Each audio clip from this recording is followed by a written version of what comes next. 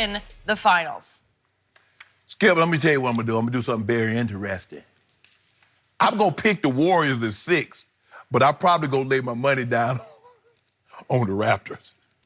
That makes no sense. Yeah, it doesn't work. Because, Skip, I'm trying to win money. But anyway. Well, is it your pride or your money? Which is it?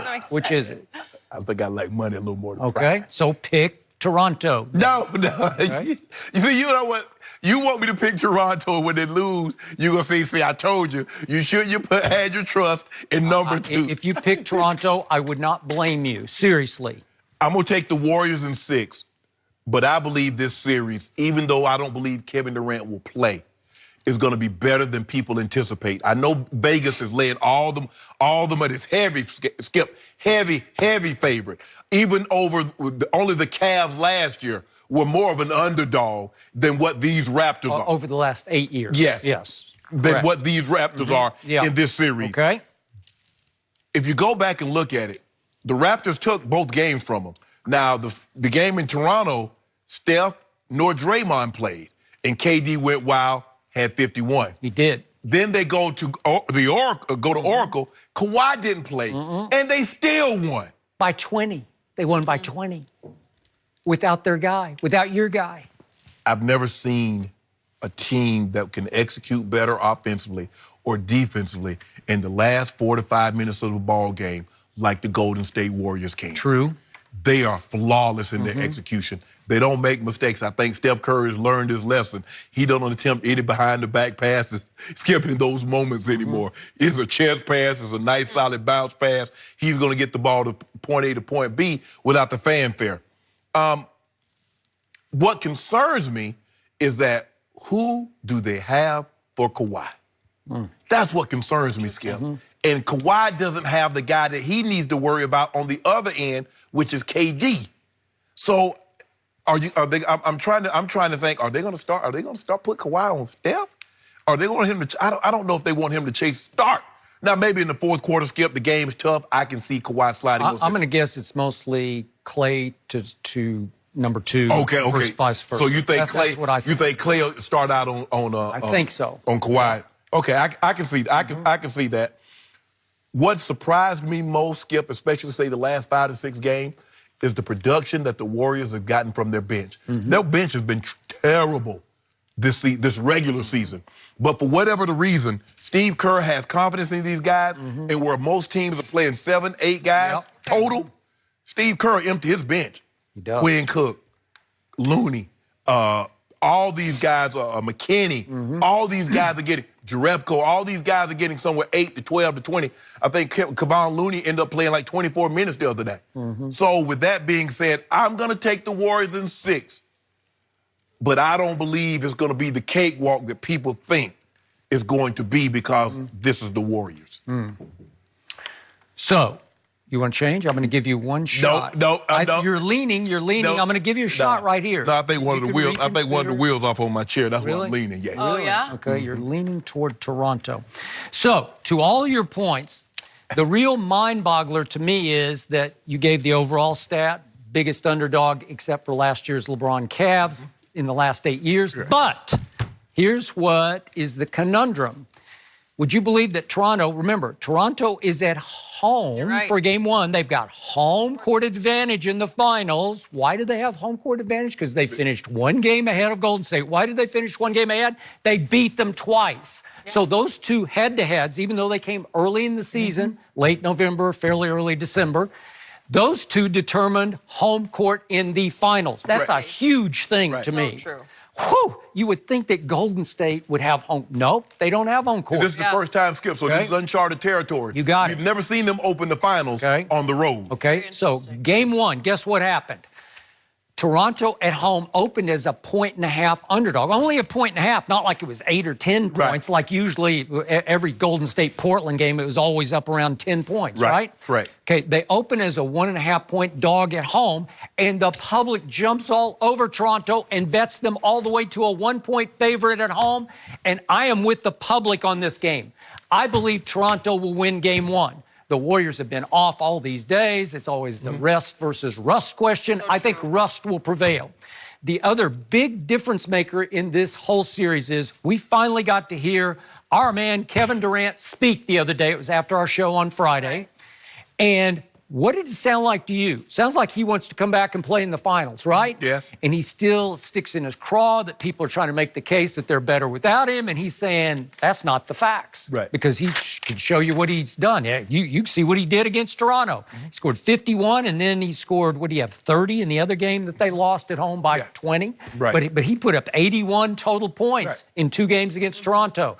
So, again, Steve Kerr is under extraordinary pressure to try to force Kevin, I believe, back into the, not just the rotation, but the starting lineup, obviously. And I don't know, game 3, game 4. Right. Doesn't it sound like it's heading in that direction? Well, I think the thing is, Skip, for me, is that I believe Golden State will win one of these first 2 games. I don't know if they'll win the game 1 or game 2, but I believe they'll win one of those. If they do, fine. Yes. So when they go back to Oracle, will Kevin be ready to play? He hadn't done any basketball activities that I'm aware of yet. Really? That's the but thing, it seems like if you want to have any shot at keeping him in Golden State, there's probably little to no shot. But if you have any shot at all, you're going to have to succumb to his wishes that he wants to show you he can still play. Am I right? I think the pressure would be heightened if they go down 0-2. Okay. Going back to the Let's say they Oracle. do. Well, okay, then they have to go back. Yeah. Do you know how hard? Do you realize what a chemistry experiment on the fly it's going to be to try to fit him back in after they have found the old 73-9 chemistry and flow? Am I right? Yes. It could be very disruptive to their success. Right. If DeMarcus Cousins says, I'm ready to play, coach, send me in. No, we good. Okay? Probably you can get away with telling him you're good. Yeah. But will Steve try to play him for 5 minutes or 7 minutes or try to get him a little run since he's probably not in basketball shape? Right. Okay. And that's the thing you worry about with KD, Skip. Okay, do they not have a good rhythm going with got a great Kevon Looney and all the, you just listed all of them. Bogut Every doesn't- time I looked up, somebody was doing something off the bench. Skip, the thing is that, and Kevin gets so upset. Kevin, they're not better. They're different. The ball moves more when you're not in the ball game for the simple fact you are a tremendous ISO player. Skip, if we need a bucket, if shots are not dropping, all Steve Kerr is going to do is hold up one finger.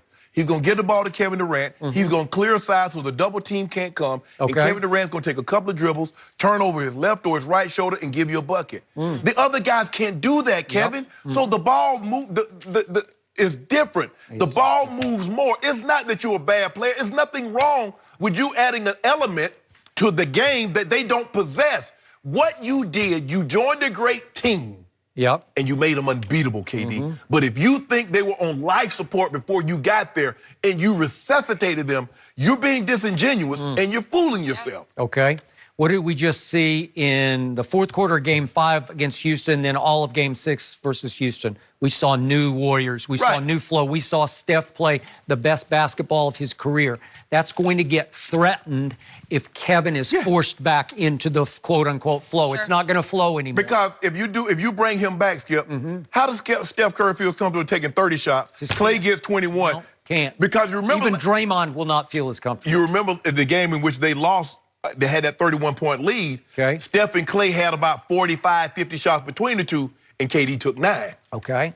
So what do you think it means right now to the psyche of the Toronto Raptors that they beat Golden State twice? I know it was a long time ago, but I feel it means good. We can do lot. it again, yes. It just means a lot because they had a big lead in the fourth quarter of the first game at home against Kevin scoring 51. Right. Then he hit 2 late threes in that game, late threes that forced overtime. Steve Kerr called it after the game, an incredibly fun game for fans to watch. Right. It was a shootout, and it goes to overtime. And guess who took over in overtime? Siakam. He's underrated. He's becoming a star right before your very eyes.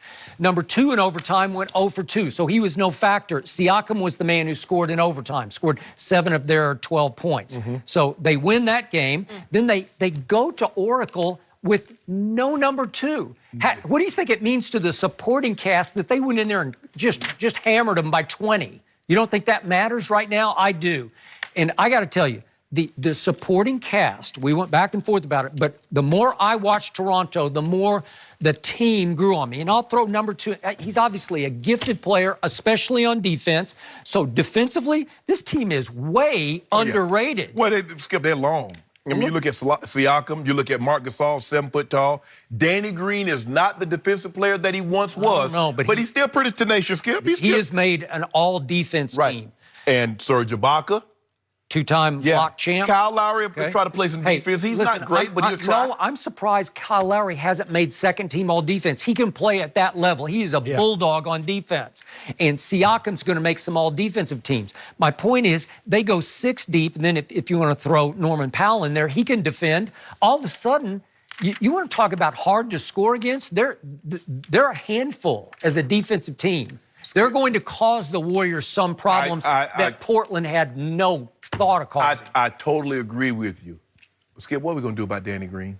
Okay, I'll tell you what you should do about him. In 2013, in the NBA Finals, in just 5 games, he broke the all-time three-point make record that had belonged to Ray Allen. Now, since it's been broken by Steph. But the point is, I know him inside and out. I watched him all those years in San Antonio. Trust me. He will heat up when you least expect it. And when he heats up, he goes crazy hot. Really? Right now, Van Vliet is crazy hot. He's made 14 of his last 17 threes. If that continues and Danny finds the range, he will find the range. They're going to be a handful. So here's my prediction. I believe that they're going to lose game 1, Golden State. I believe